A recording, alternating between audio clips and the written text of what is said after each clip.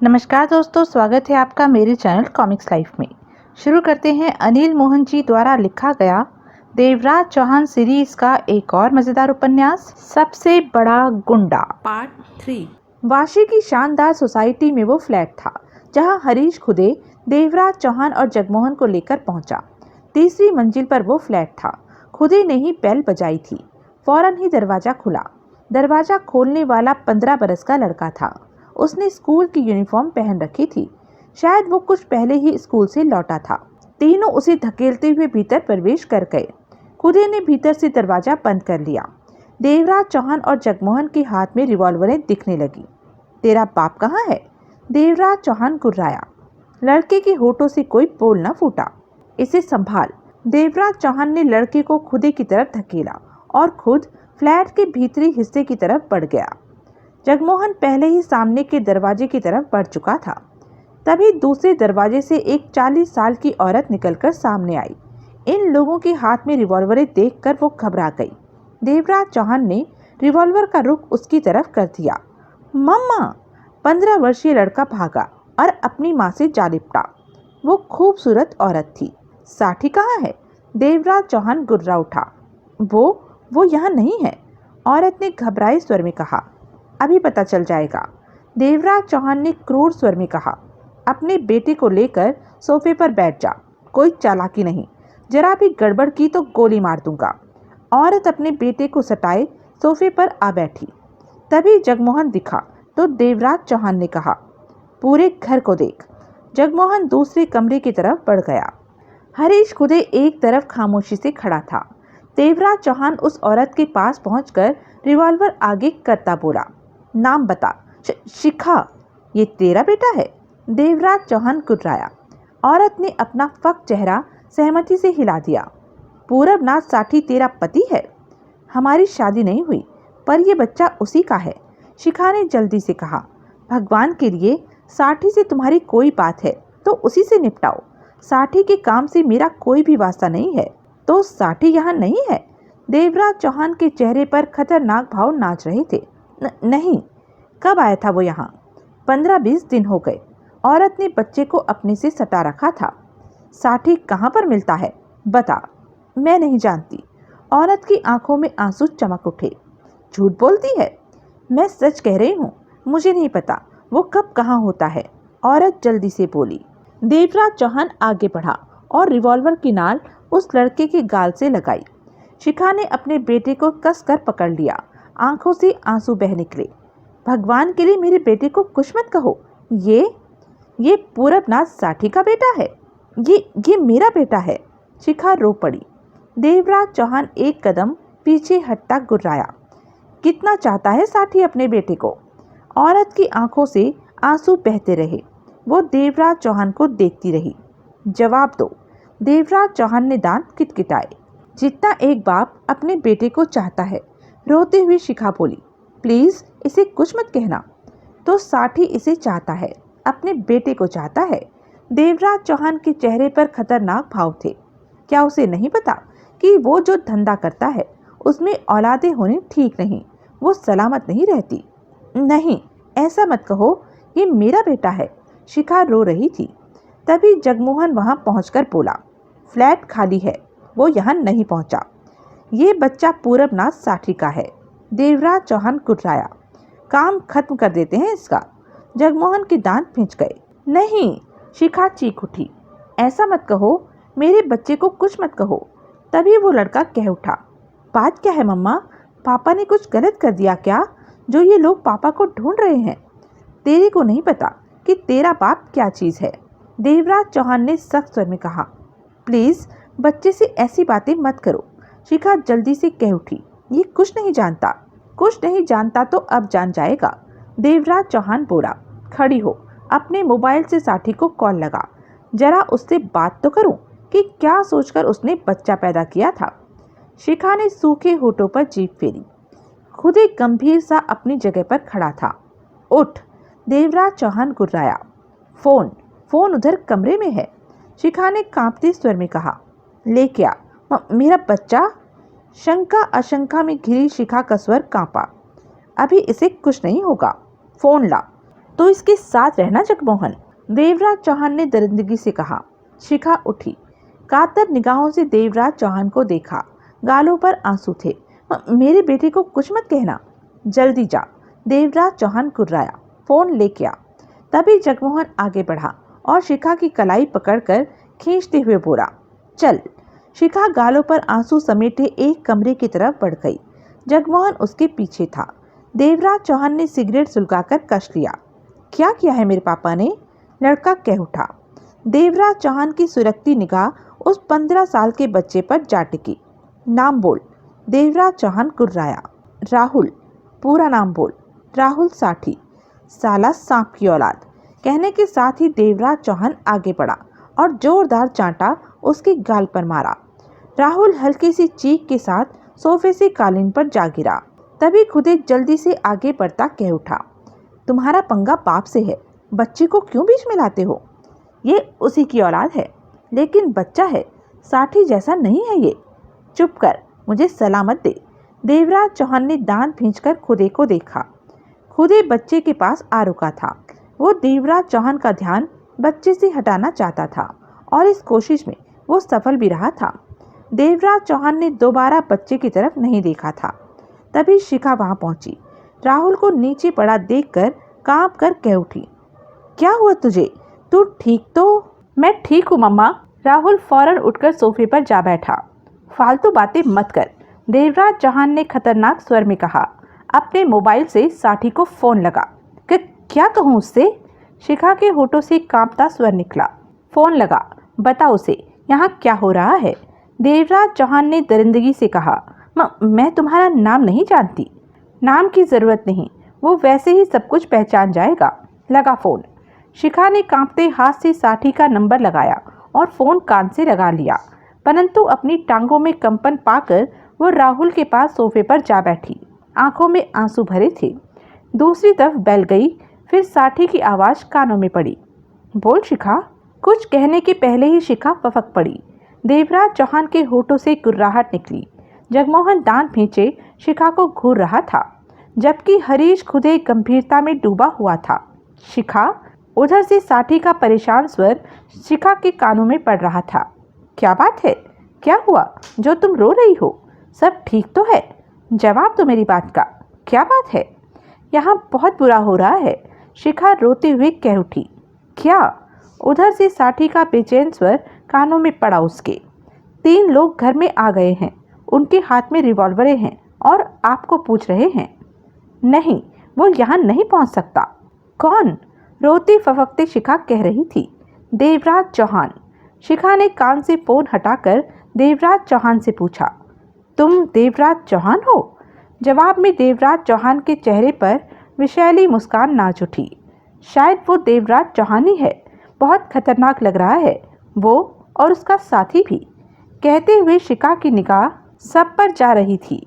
उन दोनों की अपेक्षा तीसरा कुछ शांत है। उसका नाम हरीश खुदे है। उधर से साठी ने गंभीर स्वर में कहा।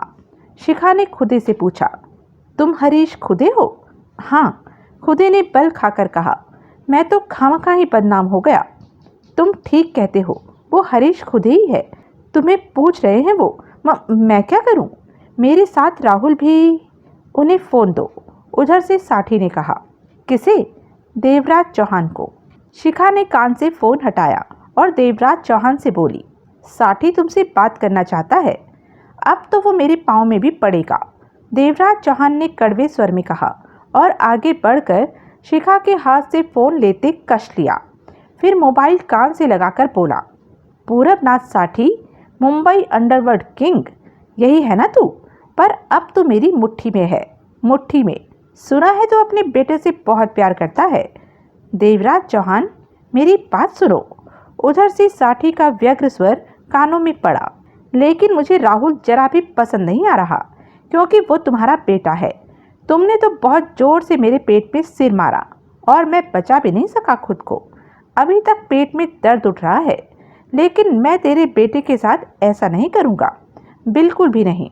मैं उसके सिर से नाल लगाकर गोली चला दूंगा। उसे दर्द का एहसास भी नहीं हो पाएगा और वो मर जाएगा। देवराज चौहान की आवाज़ में वहशीपन छाया था। नहीं, देवराज चौहान की बात सुनकर शिखा के होठों से चीख निकली और वो राहुल के साथ लिपट गई। मैं ऐसा नहीं होने दूंगी। तुम मेरे बच्चे को कुछ नहीं। बहुत शान से तू अपनी जिंदगी जी रहा है। कितनी ताकत रखता है। तो अब बचा अपने बच्चे को। पता चला कि शिखा तेरी पत्नी नहीं है, वो सिर्फ तेरे बच्चे की माँ है। वो मेरी पत्नी से भी ज़्यादा है देवराज चौहान। पत्नी से भी ज़्यादा है। देवराज चौहान ठठाकर हंस पड़ा। खूब। तो तेरा प्यारा बेटा, तेरी प्यारी औरत अब मेरे रहमो करम पर है। वो मरने वाले हैं साठी। वो मेरी बात सुनो देवराज चौहान। उधर से साठी की परेशान आवाज़ आई। तेरी बात में रखा ही क्या है? तू कहेगा इन दोनों को छोड़? हमें बात करनी चाहिए देवराज चौहान। बात? तू इस काबिल कहाँ जो तेरे से बात करूं? ठीक है, बोल, क्या भौंकता है? देवराज चौहान कुर्राया। उधर से पूरबनाथ साठी के गहरी सांस लेने की आवाज़ आई। फोन कान से लगाए देवराज चौहान ने कश दिया। शिखा ने राहुल को अपनी बाहों में दबोच रखा था। हरीश खुदे के चेहरे पर गंभीरता नाच रही थी। बात क्या है देवराज चौहान? साठी का गंभीर स्वर कानों में पड़ा। मैं तेरी जान लेना चाहता हूँ। देवराज चौहान ने क्रोध में दांत पीसे। वो ही पूछ रहा हूँ। क्यों? मैंने तेरे को मौत देनी है। तेरे को? वो ही तो पूछ रहा हूँ। क्यों मुझे मारना चाहता है? उधर से साठी ने पूछा। मैंने तेरा क्या बिगाड़ा है? मैंने तेरे को खत्म करना है। मैं समझ गया हूँ, पर तू मुझे क्यों खत्म करना चाहता है? मैंने तेरा क्या बिगाड़ा है? हमारे रास्ते अलग अलग हैं। तूने साल भर पहले मेरे एक काम को निपटाया था और मेहरबानी के तौर पर मैंने तेरे को अच्छा खासा पैसा दिया था। उसके बाद हम कभी मिले नहीं, हमारे संबंध नहीं बिगड़े। अब तू अचानक ही मेरे को मारने के लिए ढूंढने लगा। कम से कम ये तो बता दे कि मेरी गलती क्या है। मैं तुझे बहुत बुरी मौत मारूंगा। देवराज चौहान का चेहरा दहक उठा। ये नहीं बताएगा कि मुझे क्यों मारना चाहता है। उधर से साठी का गंभीर स्वर कानों में पड़ा। क्यों मारना है तुझे? देवराज चौहान गुर्राया। मुझे याद नहीं आ रहा कि क्यों मारना है तुम्हें। मैं भूल गया हूँ, पर यह तो पक्का है कि मैं तुझे कुत्ते की मौत मारूंगा। मैं तुझे वजह नहीं बताएगा? मुझे याद नहीं आ रहा, परंतु तेरे को बुरी मौत जगमोहन से पूछ। उधर से साठी ने गंभीर स्वर में कहा। क्या वजह? मुझे क्यों मारना चाहते हो? तू तो भूल गया, पर जगमोहन को तो पता होगा। जगमोहन की सुलगती नजरें देवराज चौहान पर थी। देवराज चौहान ने दांत भींचकर जगमोहन से कहा। पूछता है हम क्यों से मारना चाहते हैं? तू बता, क्यों मार रहे हैं मुझे? जगमोहन की लाल हुई पड़ी आंखें जैसे सुलग उठी। हम पागल तो है नहीं जो साठी जैसे को मारने खामखाही चल पड़े। कोई तो वजह होगी। बता दे कमीने को कि वो क्यों मरने जा रहा है। मुझे भी ठीक से कुछ याद नहीं आ रहा, जगमोहन ने गुर्राहट भरे स्वर में कहा। पर इससे क्या फर्क पड़ता है कि उसे वजह पता चले या ना चले? मरना तो उसने है ही। हरीश खुदे के चेहरे पर अजीब से भाव उभरे। शिखा राहुल को बाहों में जकड़े बैठी थी। देवराज चौहान फोन कान से लगाकर कठोर स्वर में कह उठा। जगमोहन को भी याद नहीं आ रहा कि हम तुम्हें क्यों मार रहे हैं। होश में आ देवराज चौहान। उधर से साठी गंभीर स्वर में बोला। ये बात विश्वास करने के काबिल नहीं है कि मुझे मारने की वजह तू भी भूल गया और जगमोहन को भी याद नहीं। तू क्या समझता है हम झूठ बोल रहे हैं? देवराज चौहान ने दांत भींचे। हाँ, तुम दोनों झूठ बोल रहे हो। असल खेल तुम मुझे बताना नहीं चाहते। असल खेल? कितने की सुपारी ली है मेरे नाम की?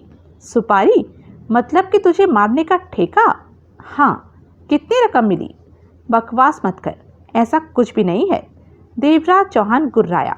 हम खुद ही तुझे खत्म कर देना चाहते हैं। क्यों?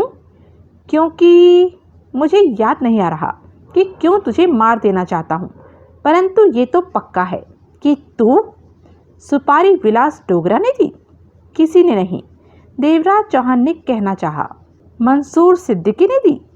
ये सब कौन है जिनके नाम तुम ले रहे हो? वो लोग जो हर हाल में मेरी मौत देखना चाहते हैं। या फिर करीम शाही ने मेरी सुपारी दी?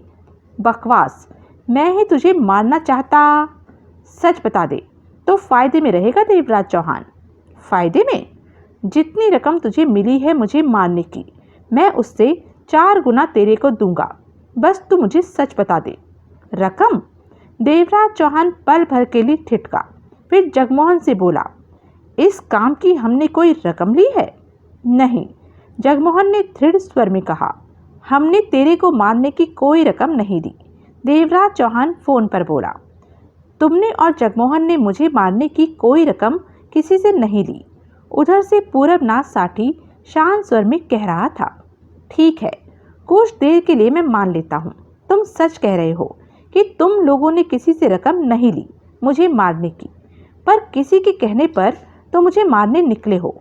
मेरा तुम्हारा तो कोई पंगा है नहीं, किसके कहने पर मुझे मारने जा रहे हो? मैं तुझे बहुत बुरी मौत मारूंगा साठी। देवराज चौहान दरिंदगी भरे स्वर में कह उठा, तुमने कसम खा रखी है कि मुझे मारने की वजह मुझे नहीं बताओगे? मुझे याद नहीं, ये बहाना है तुम्हारा कि तुम्हें याद नहीं। सच बात तो ये है कि तुम मुझे उसका नाम नहीं बताना चाहते जिसके लिए तुम काम कर रहे हो, जिसके कहने पर मुझे मारने की चेष्टा। इससे काम की बात कर। एकाएक जगमोहन ने दरिंदगी से कहा, साठी, तूने फालतू बातें खूब कर ली, अब तेरे बेटे के बारे में बात। मुझे आधे घंटे का वक्त दो देवराज चौहान। साठी की गंभीर आवाज कानों में पड़ी। आधा घंटा? समझा तो तू यहाँ पर अपने आदमी भेज रहा? कभी नहीं। साठी का दृढ़ स्वर कानों में पड़ा। मैं पागल नहीं हूँ कि वहाँ अपने आदमी भेज दूँ। मेरा बेटा तुम्हारे कब्जे में है और शिखा मेरे जीवन में बहुत महत्व रखती है। कम से कम ये तो मैं कभी भी नहीं चाहूँगा कि शिखा और राहुल को मेरी वजह से नुकसान हो। मैं तुमसे सिर्फ आधे घंटे की छुट्टी मांग रहा हूँ। मेरा दिमाग काम नहीं कर रहा कि ये क्या हो रहा है। मैं एक ड्रिंक लेना चाहता हूँ। बाजी तुम्हारे हाथ में है। शिखा और राहुल तुम्हारे कब्जे में हैं और दोनों को ही मैं बहुत चाहता हूँ। तू कोई चालाकी करना चाहता है आधे घंटे में, लेकिन मैं तेरी चालाकी का जवाब देने को तैयार हूँ। तू जो भी करेगा उससे तेरे को नुकसान होगा। तो ही मैं कुछ नहीं करने वाला। साठी का गंभीर स्वर कानों में पड़ा। ठीक 30 मिनट बाद तू मुझे फ़ोन करेगा। अगर तेरा फ़ोन नहीं आया तो मैं तेरे बेटे को गोली मार दूंगा। यहाँ पर अपने आदमी भेजे तो ये औरत और तेरा बेटा गए। हम अपने को यहाँ से बचा ले। शक वहम में मत पड़ो, मैं कुछ नहीं करूँगा। देवराज चौहान ने फ़ोन बंद कर दिया। क्या हुआ? जगमोहन गुर्राया। आधे घंटे का वक्त मांगता है, देवराज चौहान ने कड़वे स्वर में कहा। कहता है एक ड्रिंक लेनी है और सोचना है। अगर हमारे खिलाफ कोई तैयारी करता है तो ये दोनों तुक गए। जगमोहन आगे बढ़ा और शिखा को सुर्ख निगाहों से देखता बोला, कुत्ते साठी को तुम्हारी और इस लड़के की परवाह होगी? हाँ, शिखा घबराई सी कह उठी। वो हम दोनों को बहुत चाहता है। हम ही उसकी दुनिया है, हम ही सब कुछ है। पता चल जाएगा कि असल बात क्या है। जगमोहन क्रूरता भरे स्वर में कह उठा। हरीश खुद ही गंभीर था। वो सब कुछ देख सुन समझ रहा था। पूरबनाथ साठी ने फ़ोन बंद किया और उस कमरे से निकलकर आगे बढ़ता चला गया। उसके चेहरे पर गंभीरता और कठोरता थी। मोबाइल हाथ में पकड़ा हुआ था। ये जगह वो गोदाम की तरह इस्तेमाल करता था। बहुत कम वो यहाँ आता था। साठी ने अन्य कमरे में प्रवेश किया तो वहाँ उसके 2 खास आदमी मौजूद थे, पाटिल और कर्मा खत्री। पाटिल 35 बरस का था, कर्मा खत्री 55 का। यहाँ पहुँचते ही साठी ने उन्हें फ़ोन करके यहाँ पहुँचने को कहा था। क्या बात है साठी साहब? उसके भीतर प्रवेश करते ही कर्मा खत्री ने पूछा। बैठ जाओ, कहते हुए साठी खुद भी बैठ गया। वे भी बैठे। मैं इस वक्त अजीब सी मुसीबत में फंस गया हूँ। क्या हुआ? पाटिल ने पूछा। पूरबनाथ साठी ने उन दोनों को सारी बात बताई। शिखा और राहुल के बारे में भी बताया, जो कि वो पहले नहीं जानते थे। साठी के चेहरे पर गंभीरता और चिंता टपक रही थी। दोनों ने साठी की बातें सुनी तो पाटिल कह उठा, हम उन्हें वाशी के उस फ्लैट में घेर सकते हैं। साठी ने पाटिल को घूरा। वो औरत मेरी जिंदगी है, राहुल मेरा बेटा है, प्यारा बेटा। साठी ने शब्दों को चबाकर कहा। अगर हमने कुछ भी किया तो वो दोनों शिखा और राहुल को मार देंगे। पागल हुआ पड़ा है देवराज चौहान। देवराज चौहान ये नहीं बता रहा कि वो आपकी जान क्यों लेना चाहता है। कर्मा खत्री बोला। कहता है उसे याद नहीं, पर मैं सब समझता हूँ कि किसी ने उसे मेरे नाम की बहुत मोटी सुपारी दी है। वो उसका नाम बताने को तैयार नहीं, जिसके कहने पर वो मेरी हत्या करना चाहता है। साथी सख्त स्वर में बोला। देवराज चौहान तो डकैतियां करता है, वो हत्या की सुपारी कब से लेने लगा? पाटिल कह उठा। रकम मोटी ली होगी, तभी वो मेरे पीछे पड़ा। साथी ने सिगरेट सुलगा ली। मेरे ख्याल में देवराज चौहान के पीछे विलास डोगरा या मंसूर सिद्दीकी या करीम शाही है। इन तीनों में से कोई एक जरूर है। हमें इनसे बात करनी चाहिए, कर्मा खत्री ने गंभीर स्वर में कहा। वो मानेंगे नहीं कि देवराज चौहान उनके इशारे पर चल रहा है। बात करने में क्या हर्ज है? मैं बात करूं या आप करेंगे? साथी के चेहरे पर सोच के भाव उभरे, फिर अपना फोन उठाता कह उठा। मैं बात करता हूं।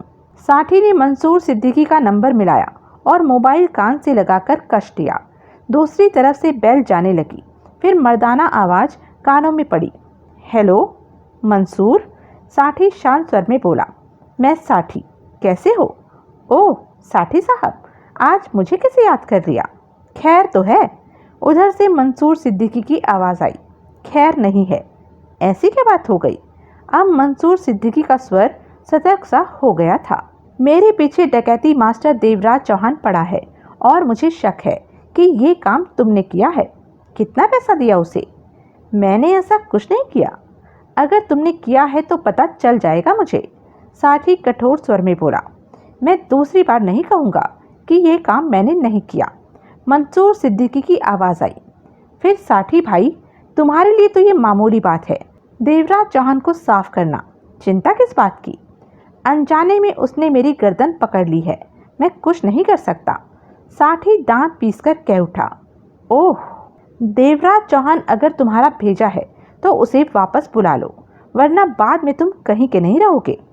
ये काम मैंने नहीं किया। साथी ने फ़ोन काटा और विलास डोगरा का नंबर मिलाने लगा। मुझे नहीं लगता कि इस तरह कोई बात बने, पाटिल गंभीर स्वर में बोला। साथी ने फ़ोन कान से लगा लिया। दूसरी तरफ बेल जाने लगी, फिर भारी आवाज़ कानों में पड़ी।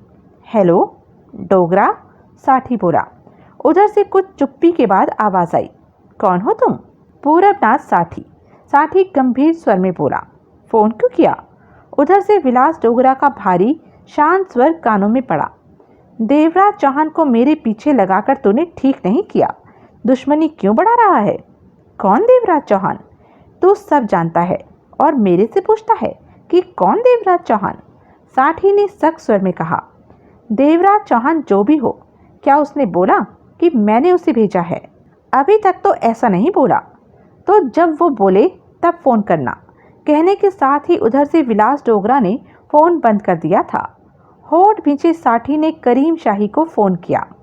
इस तरह कोई फ़ायदा नहीं होने वाला साथी साहब, पाटिल ने कहा। करीम शाही से बात हो गई। कैसा है करीम शाही? मैं साथी बोल रहा हूँ, साथी ने कहा। पहचाना साथी? फ़ोन कैसे कर दिया तूने?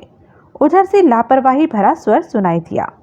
देवराज चौहान को तूने मेरे पीछे लगा के बहुत गलत काम किया, साथी सख्त स्वर में बोला। इस नाम के किसी आदमी को मैं नहीं जानता, मैंने किसी को नहीं भेजा। अच्छा यही है, इसे हटा ले मेरे पीछे से, नहीं तो झगड़ा हो जाएगा। झगड़े की मुझे परवाह नहीं, लेकिन मैंने तेरे पीछे किसी को नहीं लगाया। तेरे को किसने बोला कि मैंने ऐसा किया है? मुझे लगा कि ये काम तूने किया है। गलत लगा। इसके साथ ही उधर से करीम शाही ने फ़ोन बंद कर दिया। साथी कान से फ़ोन हटाता बोला। ऐसा करके कोई फ़ायदा नहीं मिला। जिसने भी देवराज चौहान को भेजा होगा, आपके फ़ोन के बाद शायद संभल जाए, कर्मा खत्री ने कहा। साथी ने नई सिगरेट सुलगा ली। वो परेशान दिख रहा था। मैंने तुम दोनों को इसलिए बुलाया है कि देवराज चौहान से निपटने का कोई रास्ता बताओगे। ये तो पक्का है कि देवराज चौहान के पीछे इन तीनों में से ही कोई है, कर्मा खत्री ने कहा। देवराज चौहान को काफ़ी मोटा पैसा दिया होगा, तभी वो आपके पीछे पड़ा, वरना वो आपके पीछे पड़ने वाला नहीं था। इन बातों में वक्त बर्बाद मत करो, साथी बहुत ज़्यादा परेशान था। कर्मा खत्री और पाटिल की नज़रें मिली। साथी साहब, पाटिल गंभीर स्वर में बोला, वो औरत और बच्चा आपके लिए बहुत महत्व रखता है। हाँ, साठी के होठ भींच गए। फिर तो समस्या हो गई। देवराज चौहान उन पर काबू किए हुए है। ऐसे में हम कुछ नहीं कर सकते। अगर औरत और बच्चे को बचाना नहीं होता तो देवराज चौहान को आसानी से खत्म कर देते। कोई रास्ता सोचो। देवराज चौहान आपसे पैसा लेकर भी पीछे हटने को तैयार नहीं।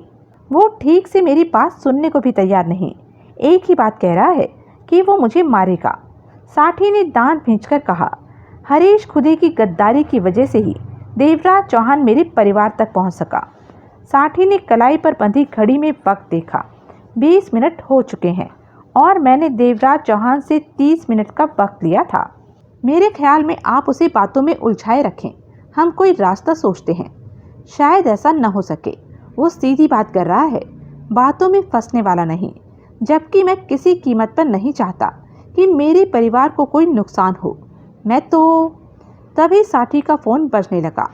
हेलो, साठी ने फ़ोन पर बात की। साठी साहब, उधर से शंकर की आवाज़ आई। मैं हरीश खुदे के घर से बोल रहा हूँ। कहो। खुदे की पत्नी का कहना है कि सुबह 10 बजे के आसपास देवराज चौहान किसी के साथ वहां पहुंचा और खुदे के साथ मारपीट करने लगा। उससे आपका ठिकाना पूछ रहा था। फिर खुदे को जबरदस्ती अपने साथ ले गया। उससे पूछो कि देवराज चौहान ने तब और क्या कहा। पूछा, पर उसके सामने इतनी ही बात हुई। पता करते रहो कि देवराज चौहान मेरे पीछे क्यों है। साठी ने कहा और फ़ोन बंद करके बोला, देवराज चौहान हरीश खुदे को शायद जबरदस्ती अपने साथ रखे हुए है कि उससे मेरे बारे में जानकारी लेता रहे। हमें कुछ सोचना चाहिए, कर्मा खत्री बोला, पर पहले वहां अपने आदमी फैला देने चाहिए। कि नहीं, हमने ऐसा कुछ भी नहीं करना है, साठी सख्त स्वर में बोला।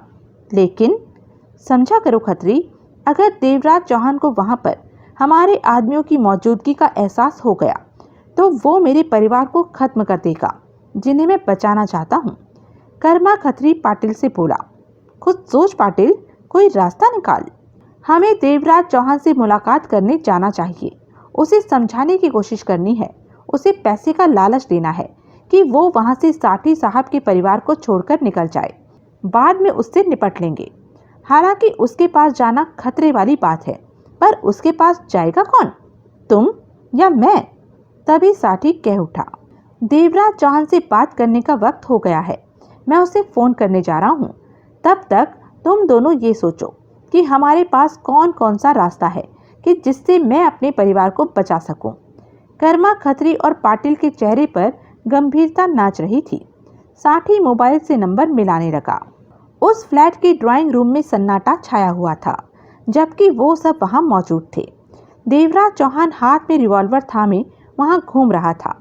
जगमोहन दोनों हाथों की मुट्ठियां भींचते, कभी इधर टहलता तो कभी उधर टहलता। होठों से मध्यम सी गुर्राहटें निकल रही थी। हरीश खुदे गंभीर सा एक तिपाई पर बैठा हुआ था। शिखा सोफे पर राहुल की बाह पकड़े बैठी थी। वो डरी हुई थी, जबकि राहुल गंभीर दिख रहा था। कोई किसी से बात नहीं कर रहा था। तभी फोन बज उठा। हरीश खुदे का फोन बजा था। उसने बात की। हेलो, अब क्या हाल है तुम्हारा? टुन्नी की आवाज कानों में पड़ी। देवराज चौहान ने तुम्हें छोड़ा कि नहीं? नहीं, खुदे ने गंभीर स्वर में कहा। उससे पूछ तो लो कि कब तक तुम्हें छोड़ेगा। तब तक मैं मटर पनीर बनाकर रखूंगी। बाजार गई थी मैं। तुम्हारा तो कोई भरोसा नहीं कि कब लौटोगे, कब सब्जी लाओगे। मैंने भी तो पेट भरना है। 1 किलो पनीर और 2 किलो मटर ले आई हूँ। बाकी घिया टिंडे तोरी तुम लेते आना। मैं तो अब मटर पनीर बनाने जा रही हूँ। खुदे चुप रहा। उसकी निगाह कमरे में घूम रही थी। चुप क्यों हो गए? सुन रहा हूँ। तुम्हारे डंडे का क्या हाल है? उधर से टुन्नी ने पूछा। डंडे का? जो तुम बता रहे थे कि चढ़ा हुआ है, क्या वो अभी भी चढ़ा हुआ है? वो फंस गया है। कहाँ? वहीं जहाँ चढ़ता है। लगता नहीं आसानी से निकले। खुदे ने गंभीर स्वर में कहा। तुम मटर पनीर खा, लेकिन तुमने बताया नहीं कि डंडा चढ़ता कैसे है। सही सलामत घर पहुंच गया तो तब बताऊंगा कहाँ चढ़ता है। खुदे ने गहरी सांस ली। एक बात तुम्हें बताना भूल गई, ये शंकर कौन है? शंकर? खुदे चौंक कर संभला। क्या बात है? जब मैं बाजार से वापस लौटी तो दरवाजे पर ही खड़ा था। 4 आदमी और थे। उसने बताया कि उसका नाम शंकर है और साठी के लिए काम करता है। वो बोला, खुदे ने 8 साल मेरे साथ काम किया है। तुम्हारे बारे में पूछताछ करने लगा। मैंने उसे सब कुछ बता दिया कि सुबह देवराज चौहान आया और साठी के बारे में पूछ रहा था। तुम्हें मारा भी, फिर तुम्हें जबरदस्ती अपने साथ ले गया। वो 15 मिनट तक मेरे से सवाल करता रहा, फिर चला गया। खुदे ने गहरी सांस ली। वो व्याकुल हो उठा। तुम चुप क्यों हो गए? मेरी मुसीबत के दिन शुरू हो गए हैं। देवराज चौहान से बच गया तो साठी मुझे मार देगा। ऐसा क्यों कहते हो? तुमने तो कुछ नहीं किया। जो तेरे को नहीं पता, जब साठी का डंडा चढ़ता है तो बंदा ऊपर पहुंच जाता है। फिर डंडा, कभी देवराज चौहान का डंडा चढ़ गया तो कभी साठी का। क्या सब डंडे लिए घूमते हैं? तुम मटर पनीर खा, खुदे ने कहा और फोन बंद करके टिपाई से उठा और देवराज चौहान की तरफ बढ़ गया। खुदे को पास आते पाकर देवराज चौहान ठिठका और सुर्ख आंखों से उसे देखने लगा। खुदे पास पहुंचकर ठिठका और कह उठा, कम से कम मुझे तो बता दो कि तुम साठी की जान क्यों लेना चाहते हो? उसी पल देवराज चौहान का हाथ घूमा और खुदे के गाल पर पड़ा। खुदे तड़प कर 2 कदम पीछे हो गया। अब मुझे क्यों मारते हो? तुम्हारा साथ तो मैं भी दे रहा हूँ, खुदे ने गुस्से से कहा। तभी देवराज चौहान उसके पास पहुंचा और उसकी कमीज का कॉलर पकड़कर बोला, सवाल मत पूछ, समझा क्या? मैं तो चुप। देवराज चौहान गुर्राया। हरीश खुदे मुंह बंद करके रह गया। इसी पल शिखा के पास पड़े मोबाइल की बेल बजने लगी। सबका ध्यान फोन की तरफ हो गया। उसी का फोन है, जगमोहन ने दांत खींचकर कहा। पूरा आधा घंटा बीता है, बात कर, देवराज चौहान ने गुस्से से शिखा से कहा। शिखा ने फौरन डरे अंदाज में फोन उठाकर बात की। हेलो, तुम ठीक हो? उधर से साठी का गंभीर चिंता भरा स्वर कानों में पड़ा। हाँ ठीक हूँ। उन्होंने तुम्हें या राहुल को कुछ कहा तो नहीं? नहीं, घबरा मत, सब ठीक हो जाएगा, मैं सब संभाल लूँगा। तुम दोनों पर कोई आँच नहीं आने दूंगा। वहाँ पर हरीश खुदे होगा। देवराज चौहान से पहले जरा उससे बात करा दे। पूछ ले देवराज चौहान से, उसे ऐतराज तो नहीं? शिखा ने फोन कान से हटाया और डरे स्वर में देवराज चौहान से बोली, साठी है, वो तुमसे बात करेगा, पर पहले वो चाहता है खुदे से बात कर ले, अगर तुम्हें ऐतराज न हो तो। तड़प रहा है, देवराज चौहान ने दांत खींचकर कहा। छटपटा रहा है, बात कर खुदे। हरीश खुदे उसी पल आगे बढ़ा और शिखा के हाथ से मोबाइल लेकर बात की। नमस्कार साठी साहब, मैं तो खामखा ही इस मामले में, खुदे ने कहना चाहा।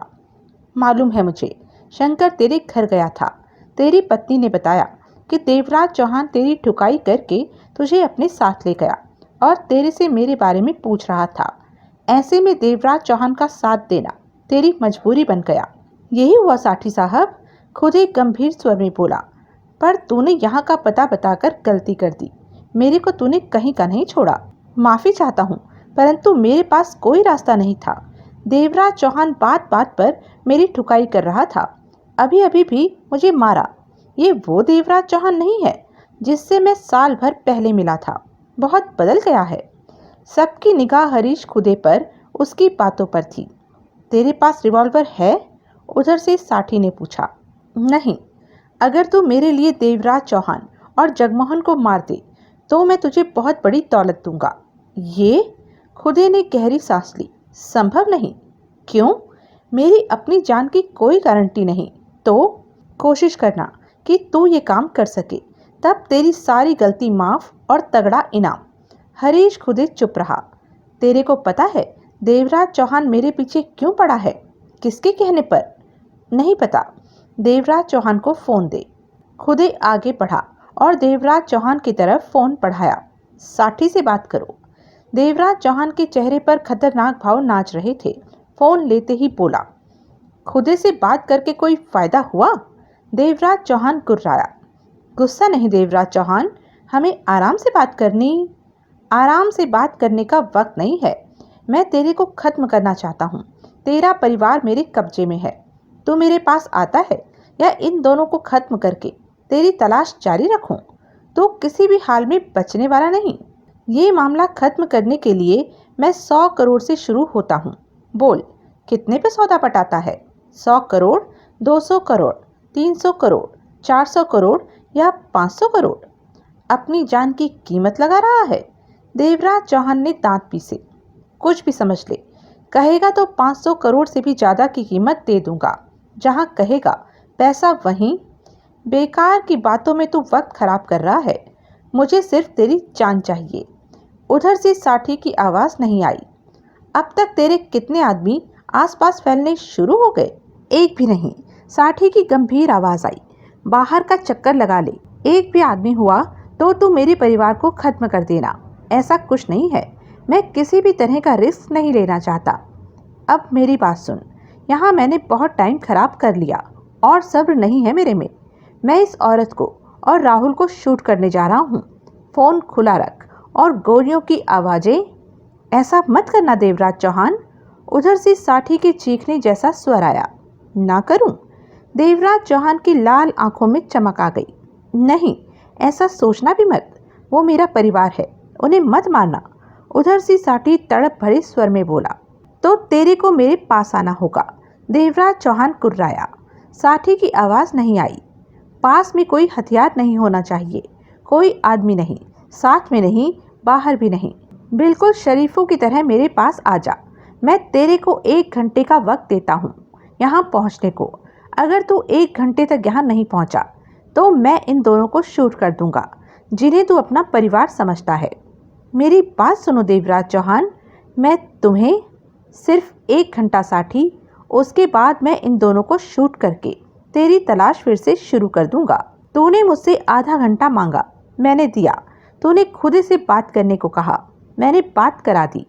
इसी से तेरे को समझ जाना चाहिए कि इस वक्त मैं हर वो काम कर सकता हूँ जिसकी कोई कल्पना भी नहीं कर सकता। मुझे तेरी जान लेनी है तो लेनी है। तेरे तक पहुँचने के लिए मुझे रास्ते में लाशें बिछाते हुए भी आना पड़े तो मैं ऐसा ही करूँगा। याद रखना, सिर्फ 1 घंटा, उसके बाद तेरा परिवार खत्म और तू तब भी नहीं बचने वाला। मेरी एक बात तो सुन। जो कहना हो यहाँ आकर कहना। मैं तुझे पूरा मौका दूंगा कहने का। देवराज चौहान ने गुर्राहट भरे स्वर में कहा और फ़ोन बंद करके आगे बढ़ा दिया और शिखा के पास सोफे पर उछाल दिया। दरिंदी जैसा लग रहा था वो। एकाएक शिखा फफक पड़ी। चुप! देवराज चौहान दांत खींचे गुर्रा उठा। तुम साठी से मुंह मांगा पैसा ले लो, वो दे देगा, मैं गारंटी लेती। तभी देवराज चौहान का हाथ घूमा और शिखा के गाल पर जा पड़ा। शिखा के होठों से चीख निकली और राहुल से टकराकर रह गई। मुझे पैसा नहीं, साठी की जान लेनी है, उसे खत्म करना है। देवराज चौहान कुर्रा उठा। तभी हरीश खुदे पास आता गंभीर स्वर में शिखा से बोला, तुम चुप रहो, कुछ भी मत बोलो, कुछ भी नहीं, समझ जाओ। शिखा सिसकती रही, बोली कुछ नहीं। वो आ रहा है? जगमोहन ने खतरनाक स्वर में कहा। नहीं आएगा तो 1 घंटे बाद इन दोनों को शूट करके उसकी तलाश में चल पड़ेंगे। देवराज चौहान ने सुलगते स्वर में कहा। मुझे देवराज चौहान के पास जाना होगा, पूरबनाथ साठी ने गंभीर स्वर में कहा। पाटिल और कर्मा खत्री चौंके। ये आप क्या कह रहे हैं साठी साहब? वो आपकी जान ले सकता है। पाटिल बोला। आपको वहाँ नहीं जाना चाहिए। हम कुछ सोच लेते हैं कि हमें क्या करना चाहिए। कर्मा खत्री ने बेचैन स्वर में कहा। 1 घंटे तक मैं वहाँ ना पहुँचा तो वो मेरे परिवार को खत्म कर देगा। आप वहाँ गए तो वो आपको खत्म कर देगा। मैं कभी भी सलाह नहीं दूंगा कि मुझे विश्वास है कि मैं उसे समझाकर रास्ते पर ले आऊँगा। दौलत में बहुत ताकत होती है। मैं देवराज चौहान को बड़ी से बड़ी दौलत की ऑफ़र दूंगा कि वो मेरे रास्ते से हट जाए। ये बुरा वक्त है। इस वक्त को हमने सब्र के साथ संभालना है। सब ठीक रहा तो देवराज चौहान से बाद में निपट लिया जाएगा, परंतु इस वक्त झुक जाना मेरी मजबूरी है, क्योंकि मेरे परिवार की ज़िंदगी का सवाल है। उन्हें मैं बहुत प्यार करता हूँ। आप गलत कर रहे हैं, कर्मा खत्री ने नाराज़गी से कहा। तुम्हारा परिवार खतरे में होता तो तुम क्या करते?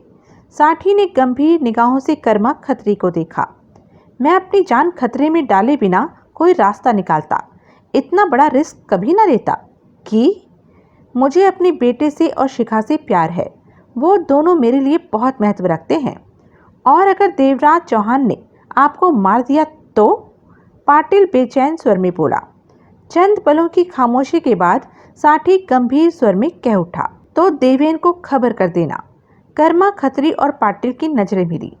मेरे यहाँ से जाने के बाद तुम दोनों आराम से रहोगे और आने वाले वक्त का इंतजार करोगे।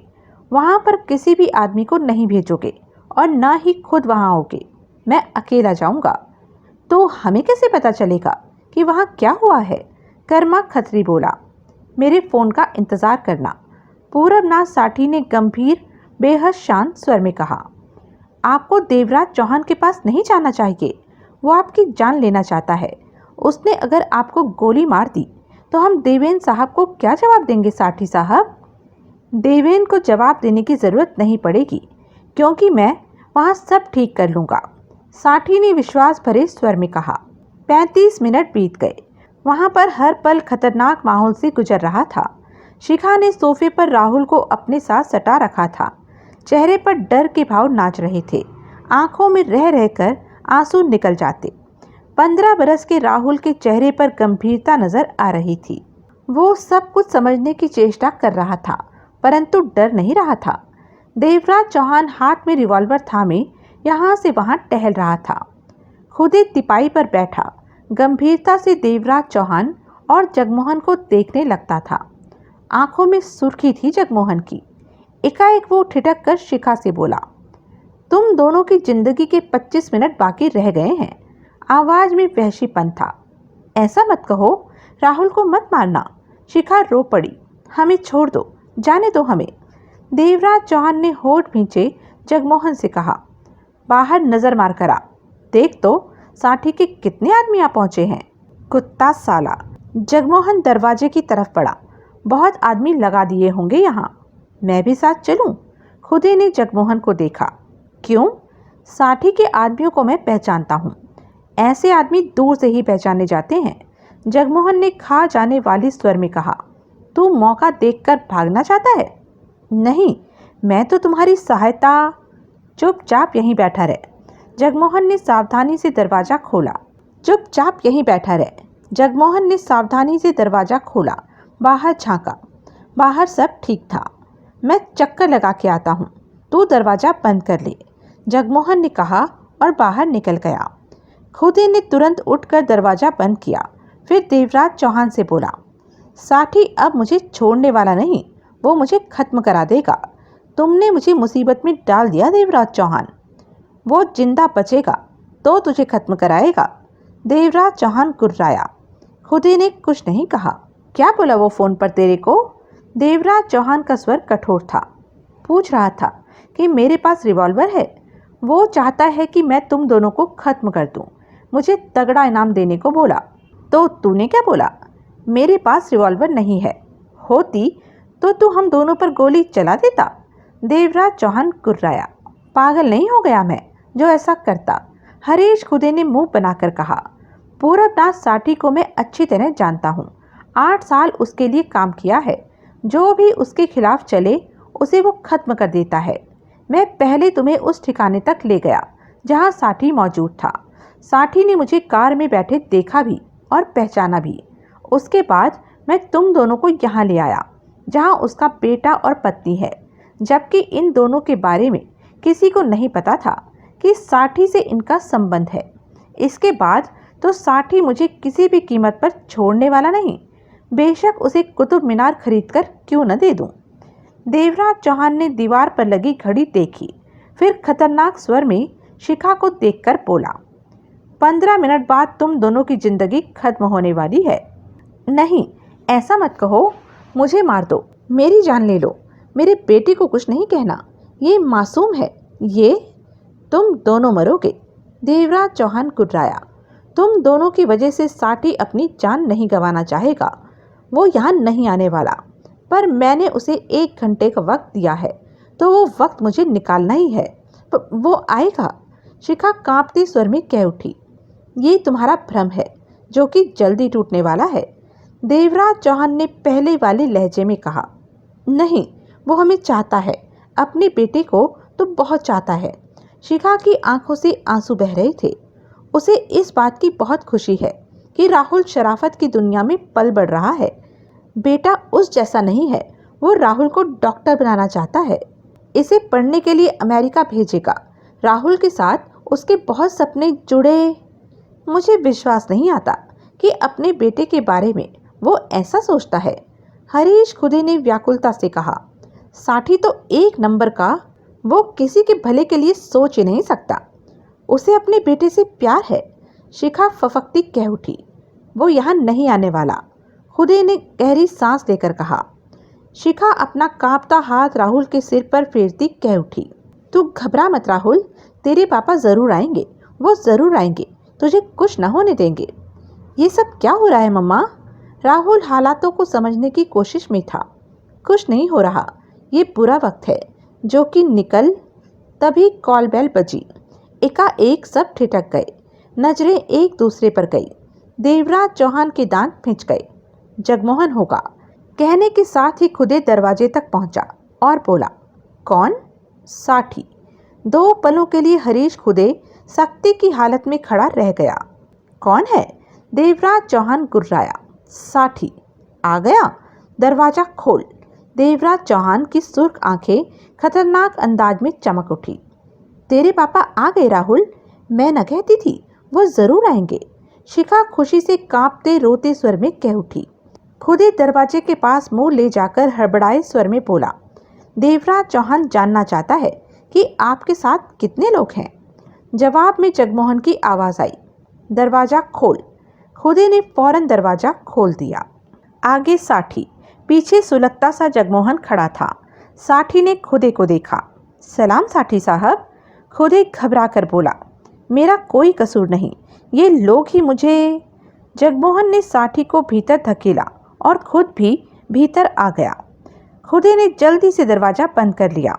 ये अकेला आया है, खुद कार चलाकर लाया है, मैंने देखा, और बाहर इसके आदमी भी नहीं है। जगमोहन ने दांत खींचकर कहा। देवराज चौहान की चमक भरी लाल आंखें साठी पर टिक गई थी। साठी ने वहां नजर मारी, फिर शिखा और राहुल के पास जा पहुंचा। घबराओ मत, सब ठीक हो जाएगा। पापा, राहुल कह उठा, ये लोग कौन हैं और क्यों यहाँ पर? सब ठीक है, जो होना था हो गया। अब मैं आ गया हूँ शिखा, राहुल को लेकर दूसरे कमरे में चली जाओ। दरवाज़ा भीतर से बंद कर लेना, कुछ ही देर में पहले वाला वक्त लौट आएगा। शिखा आंसू साफ करके उठी और राहुल को लिए सामने वाले कमरे में चली गई। दरवाज़ा भीतर से बंद कर लिया। साठी ने खुदे जगमोहन को देखने के बाद देवराज चौहान से कहा, मैं तुमसे बात करना चाहता हूँ। ज़्यादा वक्त नहीं है मेरे पास। देवराज चौहान गुर्राया। तेरे को सामने पाकर मैं बहुत खुश हो रहा हूँ। मैं भी। जगमोहन दांत पीसकर कह उठा। सवाल वो ही है मेरा कि क्यों मेरी जान लेना चाहते हो? साठी गंभीर स्वर में बोला। बताया तो, मुझे याद नहीं आ रहा, परंतु जब सोचा होगा तेरी जान लेनी है तो वजह भी रही होगी।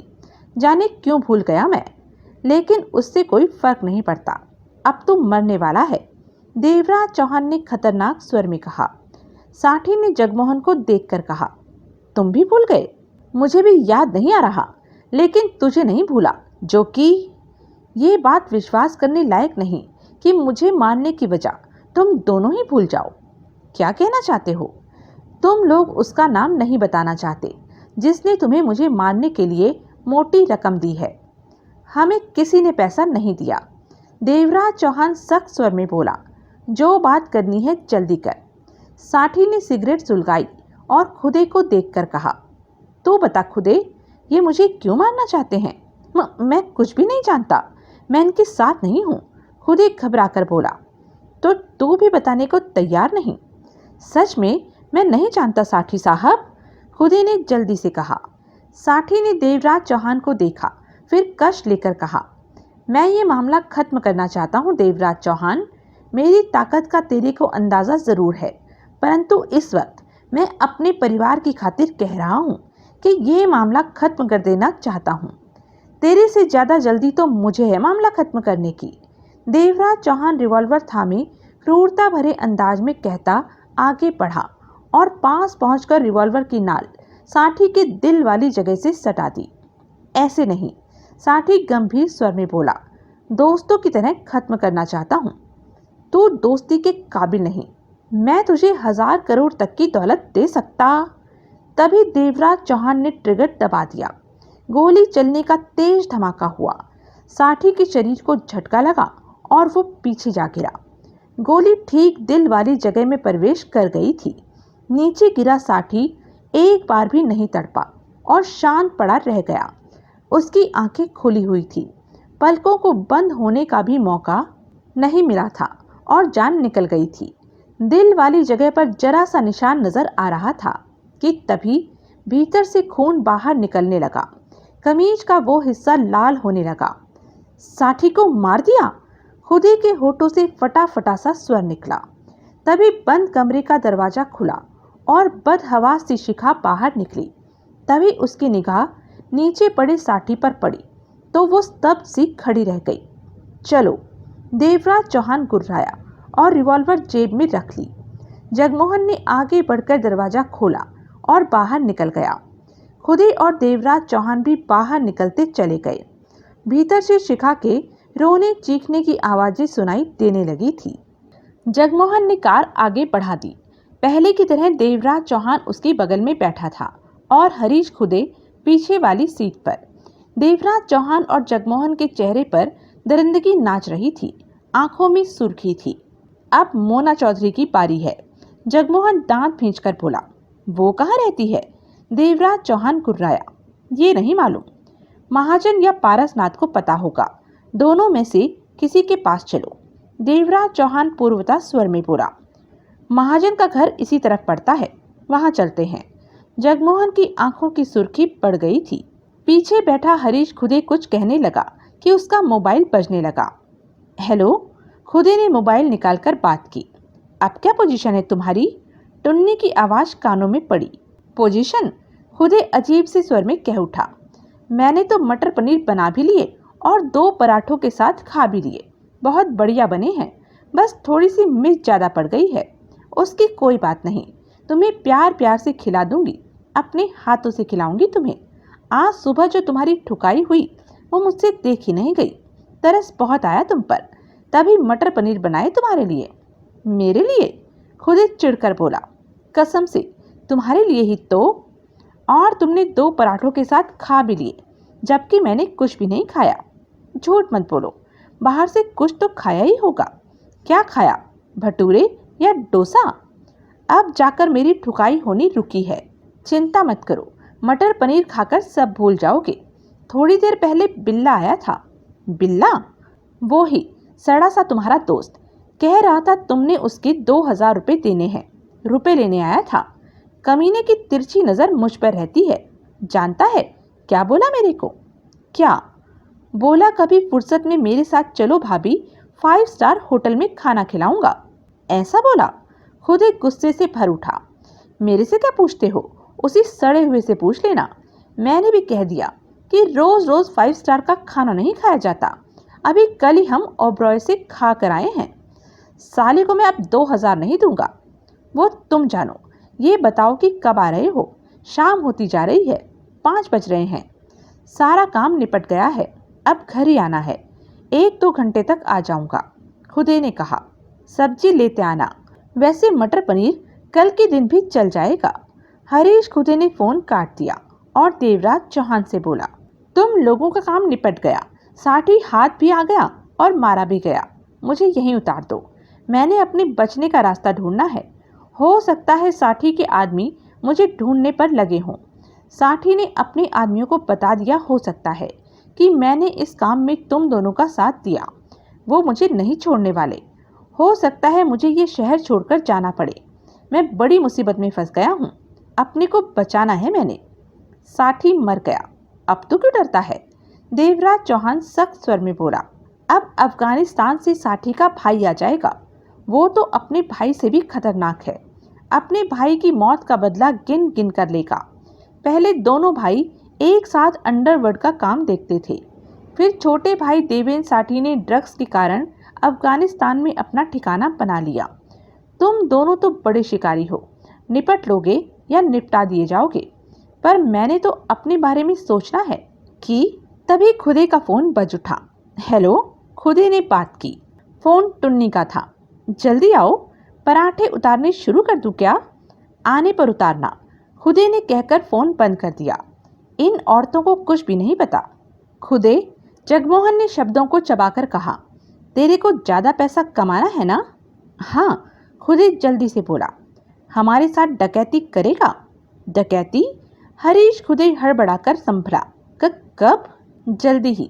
बहुत पैसा मिलेगा उस डकैती में, करोड़ों मिलेगा, लेकिन उससे पहले एक छोटा सा काम निपटाना है। तू हमारे साथ रह, वो काम पूरा करके डकैती करेंगे। ठीक है। खुदे के चेहरे पर खुशी से भरी चमक दौड़ पड़ी। तो कौन सा काम पूरा करना है? मोना चौधरी को साठी की तरह ही खत्म करना है। मोना चौधरी कौन? वो इश्तिहारी मुजरिम मोना चौधरी तो नहीं? खुदे के होठों से निकला। वो ही, उसे ही मारना है अब। खुदे ने सूखे होठों पर जीभ फेरी। वो अभी कार से उतर जाना चाहता था, परंतु डकैती के लालच ने उसे कार में ही रोके रखा। परंतु कह उठा, अब मोना चौधरी के बारे में तो मुझे कुछ मालूम नहीं कि तुम लोगों को मेरा कोई फायदा हो। तू बस साथ रह। देवराज चौहान के होठों से गुर्राहट निकली। बाकी हम देख लेंगे। शाम के 6 बज रहे थे। नीलू महाजन बाहर जाने को तैयार हो चुका था। तभी राधा कॉफी बना लाई। अपना कप भी साथ लाई थी और एक कप महाजन को थमाकर बोली, आराम से बैठकर कॉफी पियो। ना चाहते हुए भी महाजन को कॉफी पीनी पड़ी। मैं तुमसे कुछ कहना चाहती हूँ, राधा बोली। क्या?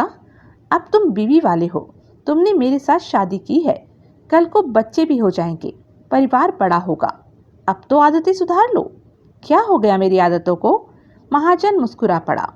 तुम्हारा आधी आधी रात को लौटना या फिर कई कई दिन बिना बताए घर से गायब रहना, ये शरीफ लोगों के लक्षण नहीं है। अब तक तो तुम्हें समझदार बन जाना चाहिए था, लेकिन तुम्हें तो किसी बात की परवाह ही नहीं है। मैं हमेशा वक्त पर घर आता हूँ।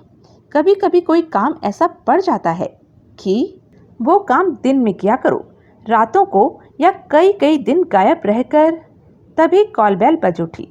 किसी ने आना था क्या? राधा कप रखकर उठते हुए बोली। नहीं। महाजन ने कॉफी का घूंट भरा। राधा उठी और दरवाजे की तरफ बढ़ गई। दरवाजा खोला तो सामने देवराज चौहान। पीछे जगमोहन को खड़े देखा तो उसके होठों से निकला, तुम? राधा को महाजन पूर्व जन्म से लाया था, इस नाते वो देवराज और जगमोहन को जानती थी। महाजन कहाँ है? देवराज चौहान सख्त स्वर में कह उठा। भीतर है। लेकिन तुम? देवराज चौहान ने राधा के कंधे पर हाथ रखकर उसे पीछे किया और भीतर प्रवेश कर गया। जगमोहन उसके पीछे था। राधा अचकचाई सी वहीं खड़ी रह गई, जबकि भीतर बैठा महाजन देवराज चौहान और जगमोहन को आया पाकर बुरी तरह चौंका था। दोनों की सुर्ख आंखें, चेहरे पर कठोरता ने उसे बेहद सतर्क कर दिया था। कॉफी का प्याला रखे वो खड़ा हो गया। तुम दोनों मेरे यहाँ? महाजन के होठों से निकला। देवराज चौहान दांत भींचे आगे बढ़ा और महाजन को कमीज से पकड़ लिया। मोना चौधरी का पता बता। क्या? महाजन का सिर घूम गया। बेबी का पता? वो किधर रहती है? ऐसा क्या कर दिया बेबी ने जो इस तरह? साले, जो पूछा है वो बता। जगमोहन गुर्रा उठा। नहीं तो अभी मरेगा। दरवाजे पर खड़ी राधा ये सुनते ही हाथ हिलाते आगे बढ़ी। जाओ जाओ, मर गए मारने वाले, मेरे नीलू को हाथ भी लगाया तो? तभी जगमोहन का हाथ घूमा और राधा की कनपट्टी पर पड़ा। राधा के होठों से करहा निकली और वो फर्श पर गिरती चली गई। राधा! महाजन तेजी से राधा की तरफ बढ़ा, परंतु उसकी कमीज थामे देवराज चौहान ने उसे हिलने न दिया। यहीं खड़े रहो, देवराज चौहान ने दांत भींचकर कहा। फर्श पर पड़ी राधा बेहोश हो चुकी थी।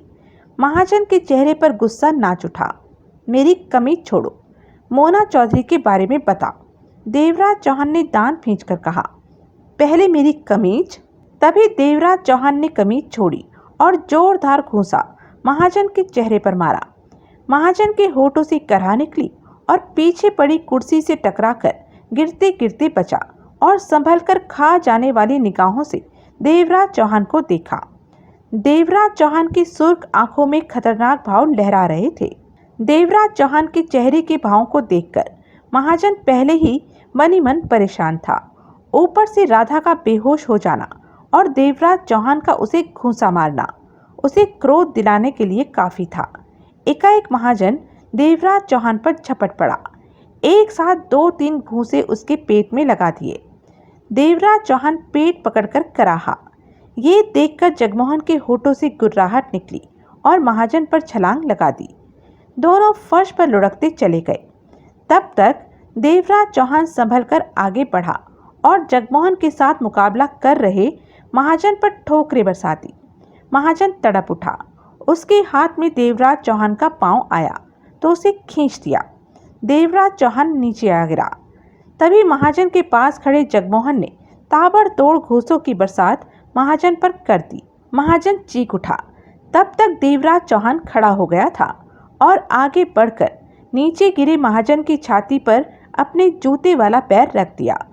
उन दोनों के सामने महाजन की ज्यादा न चल पाई।